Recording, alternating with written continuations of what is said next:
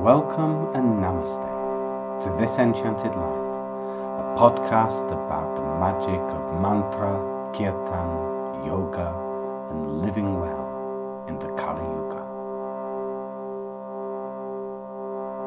Coming to you today from the wilds of the Happy Valley in northern England, and I'm your host, Robert.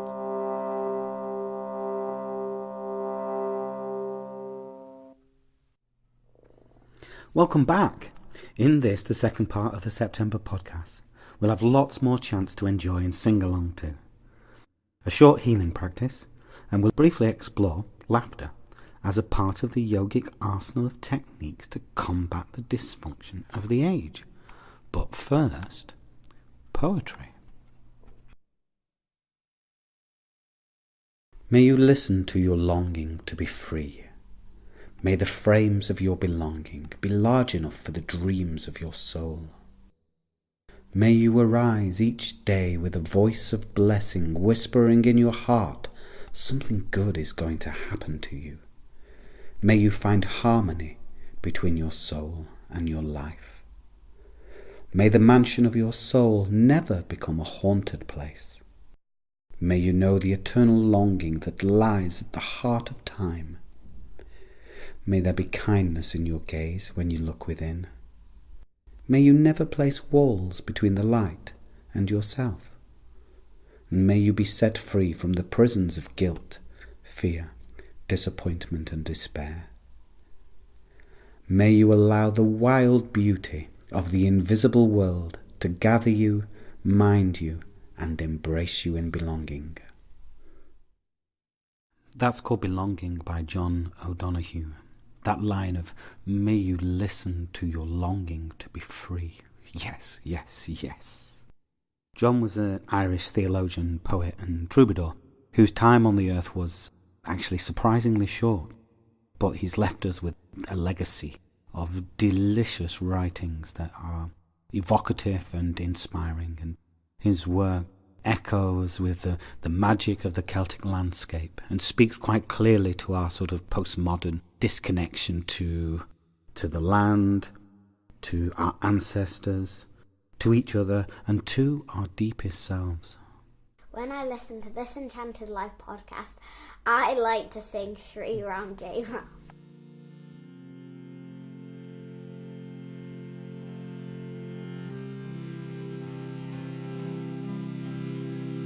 Give it all away.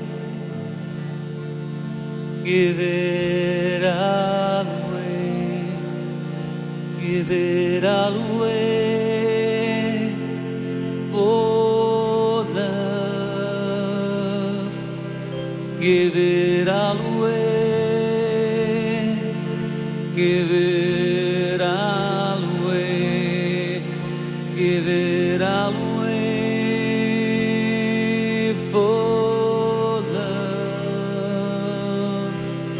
Give it all away.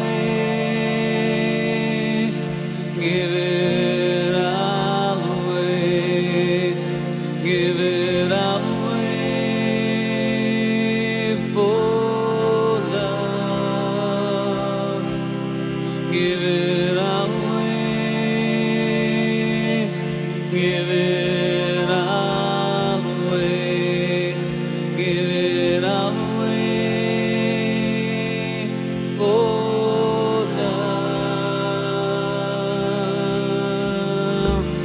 Shri Ram, Jai Ram, Jai Jai Ram. Shri Ram, Jai Ram, Jai Jai Ram.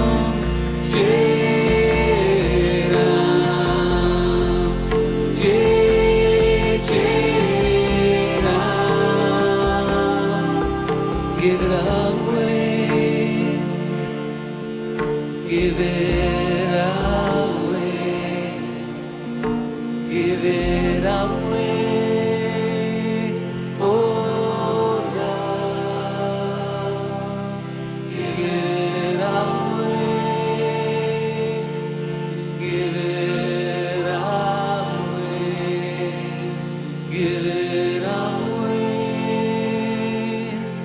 for love, give it away, give it away, give it away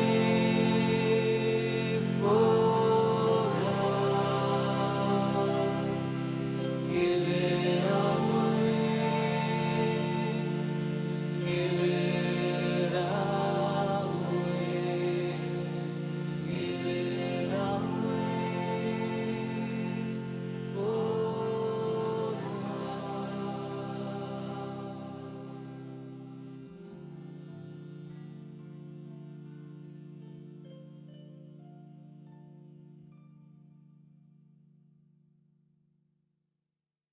That's the wonderful Tim Chalice with Give It All Away for Love.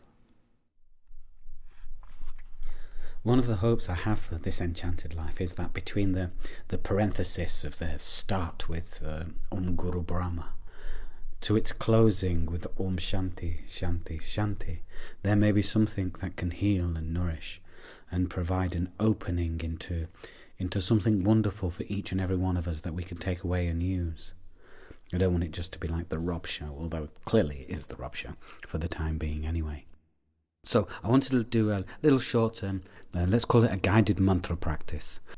I think we can all agree that this time, and all times in many ways, require a healing, that we heal ourselves and the boundaries between ourselves and others, and the boundaries between ourselves and ourselves, and that our seeking to experience the unity of the all is about healing the divisions and the fractures within us. And so to this end, anything we can do for healing at this time is nourishing and of benefit. So I want to do a guided mantra practice with a healing mantra. And I want to be a little bit indulgent as well, if you will allow me, because I actually want to hold in mind in this practice a prayer for my father, actually, who's not so well, and he's very ill in hospital. And because a time earlier, about 15 years ago, I first did a little bit of community radio, and at that time also my father was taken ill. And we were talking about illness and health upon the show, and yet I felt it would be too self-indulgent in order to actually shout out to him and to say that I was thinking of him. So now I kind of want to remedy, if I can, and so to say, Dad, I love you very much, and hope that your healing is fast and as harmonious and as peaceful as it can be. You're listening to This Enchanted Life podcast. I forgot it. Okay, so the mantra that I wish to share is a long mantra, something that Thomas Ashley Forand, Namadeva Acharya, would call a freight train mantra, because it's quite long. And Namadeva is absolutely my go-to for pronunciations, for meanings, for a practical, down-to-earth approach to the use of mantra in the modern age. And this is a mantra that's directed towards a Lord Rama as an embodiment of the sun in many ways. And the mantra goes, Om Apadamapahattaram Dattaram Sarva Sampadam Loka Bhiraman Sri Raman Bhuyo Bhuyo Namamyaham. And really kind of breathe through the buzz. Can't do it so well actually because it causes popping in the microphone, so maybe that doesn't come out so well. And I invite us all to hold in mind somebody who we may wish to send healing to, and that can be for us. That's completely okay.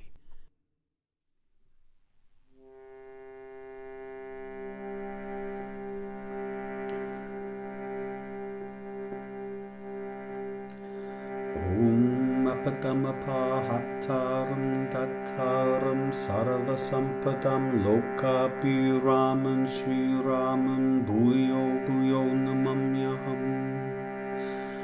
Om Apadamapahattaram Dattaram Sarva Sampadam Loka Bhiraman Sri Raman Bhuyo Bhuyo Namamyaham. Om Apadamapahattaram Dattaram Sarvasampadam Lokabhiraman Sriramam Bhuyo Bhuyo Namamyaham. Om Apadamapahattaram Dattaram Sarvasampadam Lokabhiraman Sriramam Bhuyo Bhuyo Namamyaham. Om Apadamapahattaram Dattaram Sarvasampadam Lokabhiraman Sriramam Bhuyo Bhuyo Namamyaham.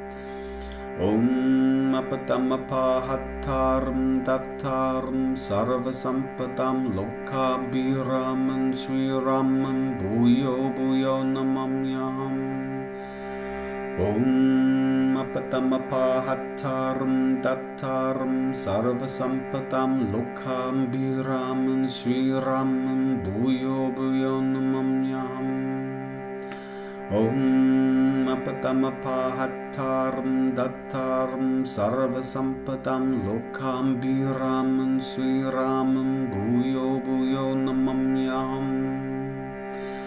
Om Apadamapahattaram Dattaram Sarvasampadam Lokabhiraman Sriramam Bhuyo Bhuyo Namamyaham.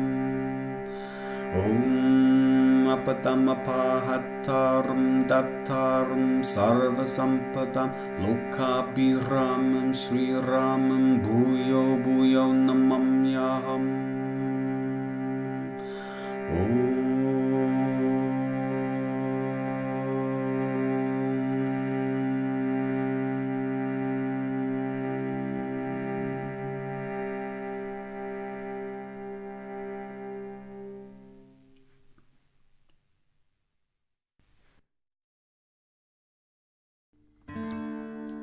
I trust that all is well.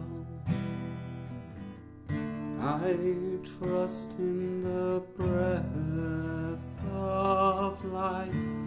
I trust that this is how it should be for me.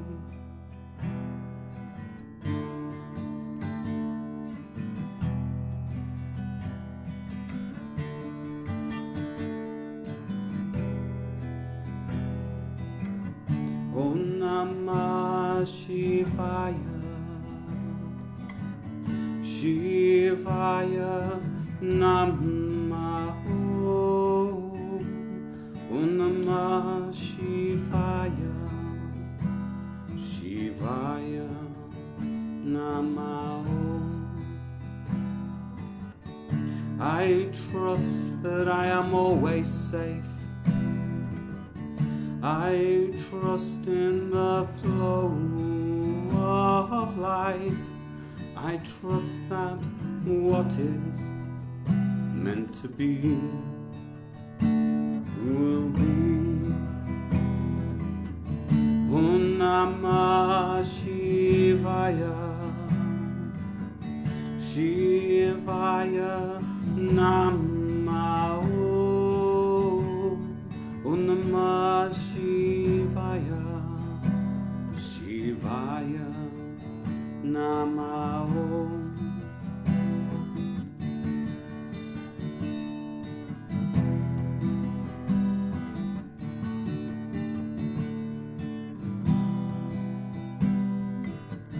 Chidananda Rupa,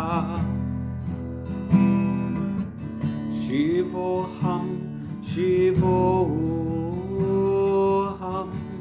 Chidananda Rupa, Shivoham.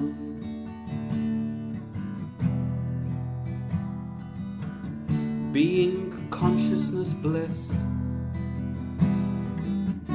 we are that, we are that. Being consciousness bliss, we are that. Om Namah Shivaya, Shivaya Namah Om. Om Namah Shivaya.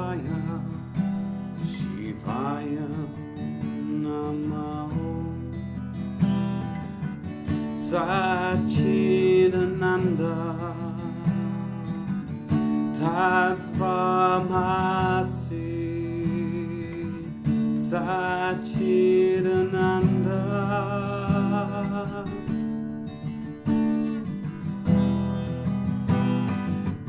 Om Namah Shivaya Shivaya Namah Om Namah Shivaya Shivaya Namah Shivaya Namah Shivaya Namah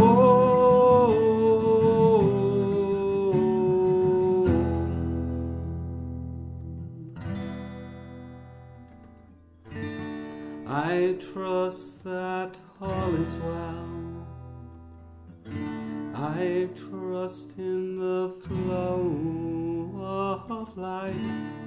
I trust that what is meant to be will be.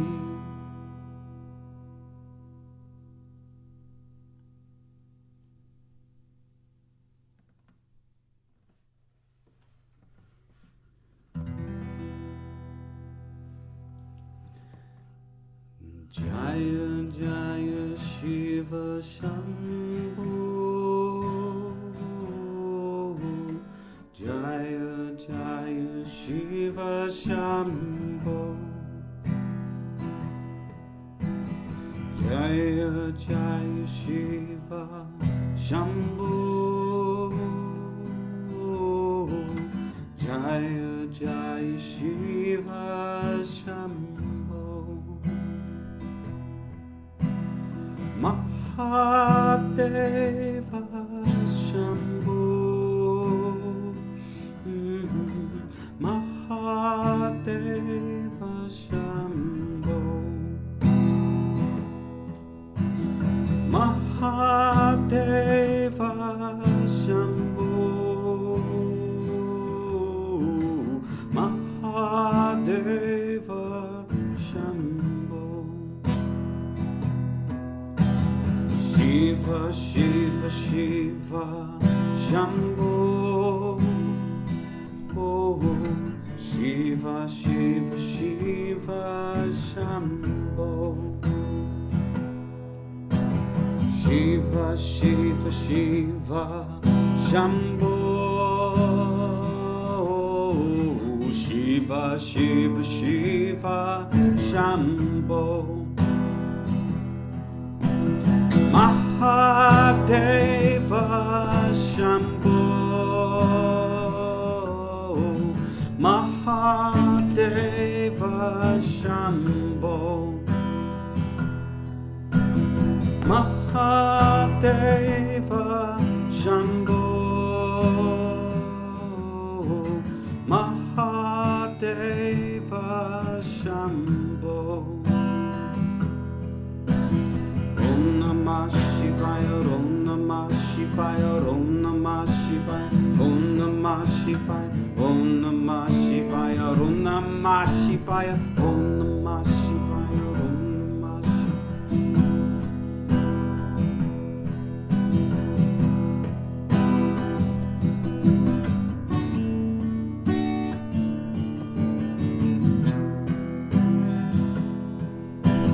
Jaya Jaya Shiva Shambho Jaya Jaya Shiva Shambho Jaya Jaya Shiva Shambho Jaya Jaya Shiva Shambho Mahadeva Shambho Mahadeva Shambho Mahadeva Shambho Mahadeva Shambho Om Namah Shivaya Om Namah Shivaya Om Namah Shivaya Om Namah Shivaya Om Namah Shivaya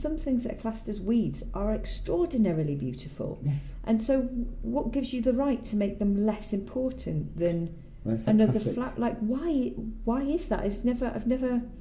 Well, it's the kind of or one angle of discussing that is that it comes from this 19th century naturalist idea that supposedly nature exists in a pristine, perfect state, and then certain things happen that make it less perfect from a very Christian perspective, and then the role of the British naturalist is to kind of help restore that. So some plants are good in the place they are, and some plants are bad, whereas a more modern awareness might say, but nature is constantly shifting. It's actually quite chaotic, where things naturally find their balance, and let nature decide what needs to be done because she knows better. What are you doing? Excellent. Obviously we could play with that in many ways. However, so here I am this morning. I'm very excited to be talking to the wonderful Nicola from Sponge Tree. Hello. How are you doing? You okay? I'm really good, thank you. Thank you. Now, I'd like for you to tell us and share with us about laughter yoga, if you would. Yeah, I'm very happy to. Okay. So what is laughter yoga and where did it come from? Okay. Laughter yoga started in India just over 20 years ago. Dr. Madame Kataria got together with a few friends very early morning in a park and started laughing together, realised that they felt really good afterwards, which isn't surprising. And slowly but surely more and more people started to meet. He realised that it required a little bit more structure, that actually just laughing alone wasn't enough. So he started to combine really playful laughter exercises with deep breathing and rhythmical clapping. Mm-hmm. And so laughter yoga, or a laughter yoga session I suppose, would normally be around about an hour long, and it would be a rhythm of playful laughter yoga exercises, clapping and deep breathing. And yeah, so that's how it started, I suppose. Since then, from that tiny little place, there's now hundreds, probably even thousands of laughter yoga clubs. There's telephone laughter yoga sessions where you can be on the phone and laugh with lots of other people at set times during the day. There's online laughter support. There's all sorts of things happening. Many of these things sound quite comedy in that they make you smile just thinking about them. Online laughter support, I love that. Yeah. My dad just thinks it's insane that you can charge people to laugh. Yeah. So I suppose it's quite a bizarre thing. It's like it's something that we should be doing more naturally, but I think as people as children probably laugh regularly. Yes. In fact, they do definitely laugh regularly, but as we get older, I think there's less space for laughter, and so laughter yoga is a really nice way of focusing on that as something special and something lovely to do. There's been quite a lot of research to suggest that your brain can't really tell the difference between fake laughter and real laughter, and that you still can gain the same positive effects by laughing in a playful way, in a forced way, let's say. Ooh, well, I'd like you to say some more about that, but first, tell me, how did you come to laughter yoga, Nicola? I went to a taster session of laughter yoga and absolutely loved it.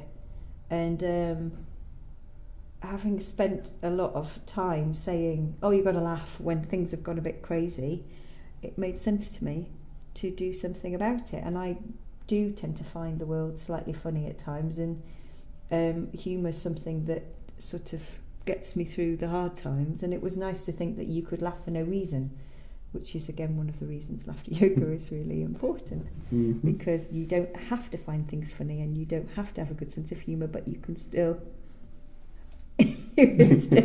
you can still laugh at life and enjoy it for its own benefits. That's anything that makes us laugh and smile and feel good. It sounds like a good idea to me.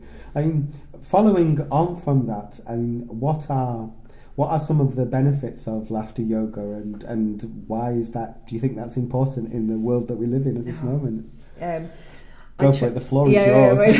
No. Well, I trained as a laughter yoga teacher, and within the training, they give you a substantial list of all the incredible benefits that you can have from laughing. And I always feel when I'm asked this question that somehow I've got to remember every single one of them.